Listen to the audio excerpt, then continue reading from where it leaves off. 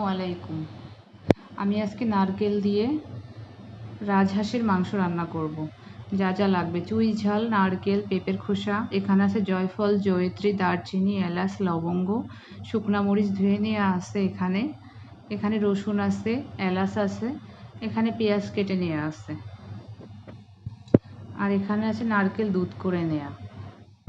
আমি আজকে মূলত নারকেলের দুধটা দিয়েই রাজহাঁসের মাংসটা রান্না করব, কোনো পানি ব্যবহার করব না। আমি প্রথমে তেজপাতা, দারচিনি, পেঁয়াজ আর লবঙ্গটা দিয়ে ভেজে নিব ভালো করে।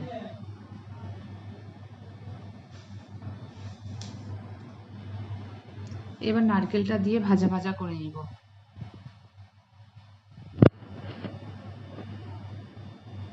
এটা মূলত আমাদের যশোরের একটা বিখ্যাত রান্না, নারকেলের দুধ দিয়ে রাজহাঁসের মাংস।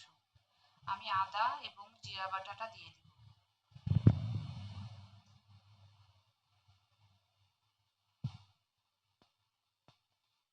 এখানে আমার সব মশলাগুলো যেগুলো আমি দেখিয়েছি সেগুলো ব্লেন্ড করে নেওয়া আছে, সম্পূর্ণটা দিয়ে দিব, কারণ আমার হাঁসটা অনেক বড়, প্রায় 4 কেজির কাছাকাছি।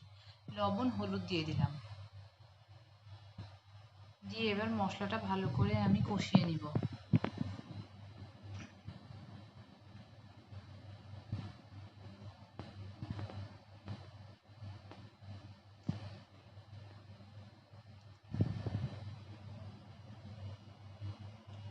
নারকেলের দুধ দিয়ে আমি মশলাটা একটু কষিয়ে নিব। কে কে আপনারা নারকেলের দুধে রাজহাঁসের মাংস খেয়েছেন আমাকে অবশ্যই কমেন্টে জানাবেন। আর যদি ভিডিওটা ভালো লাগে অবশ্যই একটা লাইক, কমেন্ট, শেয়ার, একটা সাবস্ক্রাইব করবেন। এবার আমি মাংসটা দিয়ে দিচ্ছি।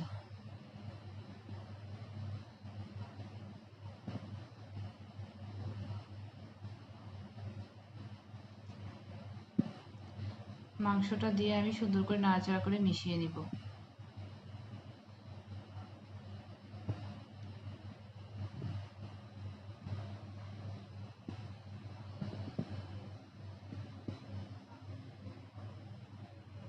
আমি নারকেলের দুধ দিয়ে এবার পরিমাণ মতো, আমি এখানে যেহেতু কোনো পানি ব্যবহার করব না, নারকেলের দুধটা দিয়ে আমি মাংসটা কষিয়ে নিব। এবার ঢাকা দিয়ে দিচ্ছি।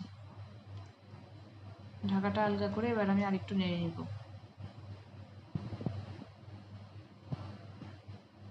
মাংসটা আপনাকে মিডিয়াম জালে রান্না করতে হবে, যাতে মাংসটা সুন্দর আপনার সফট হয়।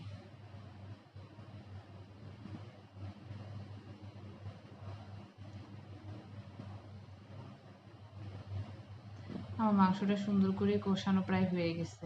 আমি এবার চুইটা দিয়ে দিব, মানে চুই ঝালটা।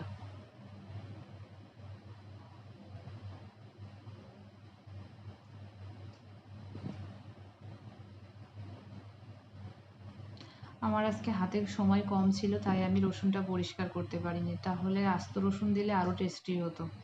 আপনারা চাইলে আস্ত রসুন দিতে পারেন, এর সাথে রান্নাটা আরও বেশি বোল্ড হবে।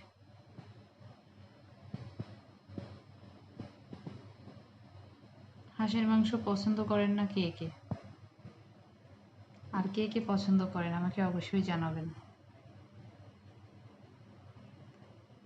আমার মাংসটা প্রায় 30 মিনিট মতো আমার মাংসটা আমি কষিয়ে নিয়েছি অফ ক্যামেরায়।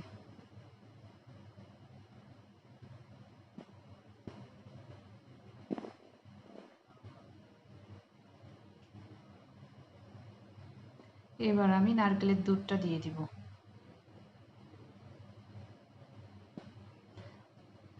এটাতেই রান্না আমি শেষ করব।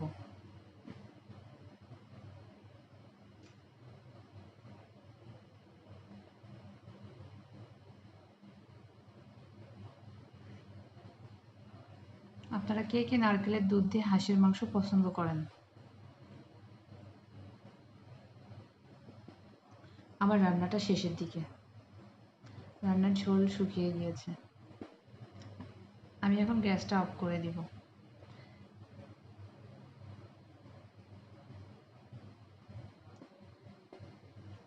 কালারটা দেখেছেন কত সুন্দর এসেছে?